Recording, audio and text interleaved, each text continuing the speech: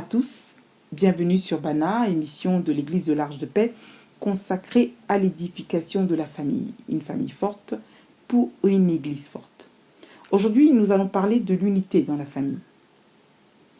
En cette période de confinement, nous devons discerner que c'est une opportunité que Dieu nous donne d'entretenir sa présence dans nos familles. Cependant, sa présence ne peut exister que dans l'unité. C'est un principe spirituel que nous ne devons pas oublier. En effet, Matthieu 18, versets 18 à 20 dit ceci. « Je vous le dis en vérité, tout ce que vous lierez sur la terre sera lié dans le ciel, et tout ce que vous délierez sur la terre sera délié dans le ciel. Je vous dis encore que si deux d'entre vous s'accordent sur la terre pour demander une chose quelconque, elle leur sera accordée par mon Père qui est dans les cieux. Car là où deux ou trois sont assemblés en mon nom, je suis au milieu d'eux. » Alors, comment construire ou entretenir cette unité dans nos familles? Nous allons voir deux points importants. Le premier point est l'écoute. Nous devons apprendre à nous écouter les uns les autres, ou encore à développer notre écoute. Beaucoup d'entre nous s'entendent, mais ne s'écoutent pas, car chacun cherche à défendre et satisfaire ses intérêts personnels et non les intérêts de l'autre.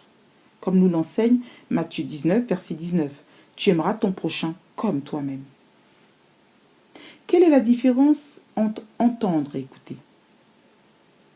Entendre signifie percevoir par l'ouïe les bruits, les sons produits par quelque chose ou quelqu'un. Par exemple, j'entends pleurer dans la pièce à côté. Écouter signifie tendre l'oreille au bruit produit par quelqu'un ou quelque chose. En d'autres termes, prêter attention. Par exemple, nous avons tendance à dire à notre conjoint « Écoute-moi quand je te parle » ou alors « Tu ne m'écoutes jamais quand je te parle ». La définition de ces mots nous montre clairement que nous ne savons pas écouter. La société dans laquelle nous évoluons nous éduque à nous centrer sur nous-mêmes. Malheureusement, nous entrons avec cette mentalité dans le mariage et nous bâtissons nos familles avec cette culture. Lisons 1 Samuel 3, verset 8 à verset 11. L'Éternel appela de nouveau Samuel pour la 3e fois. Et Samuel se leva, alla vers Élie et dit « Me voici, car tu m'as appelé. » Élie comprit que c'était l'Éternel qui appelait l'enfant et dit à Samuel « Va, couche-toi. Et si l'on t'appelle, tu diras « Parle, Éternel, car ton serviteur écoute. » Et Samuel alla se coucher à sa place. L'Éternel vint et se présenta. Et il appela comme les autres fois. « Samuel, Samuel. » Et Samuel répondit. « Parle, car ton serviteur écoute. » Élie apprend à Samuel à écouter la voix de Dieu, à porter attention à ce que Dieu va lui dire. Et qu'en est-il de nous?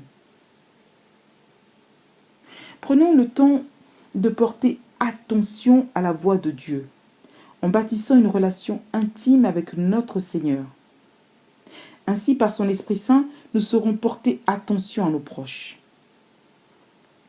Dans ce moment de confinement, Dieu nous donne l'opportunité de prendre le temps d'écouter nos conjoints, d'écouter nos enfants, d'écouter nos frères et sœurs, de prêter attention à leurs frustrations, leurs besoins, leurs attentes et de resserrer les liens familiaux.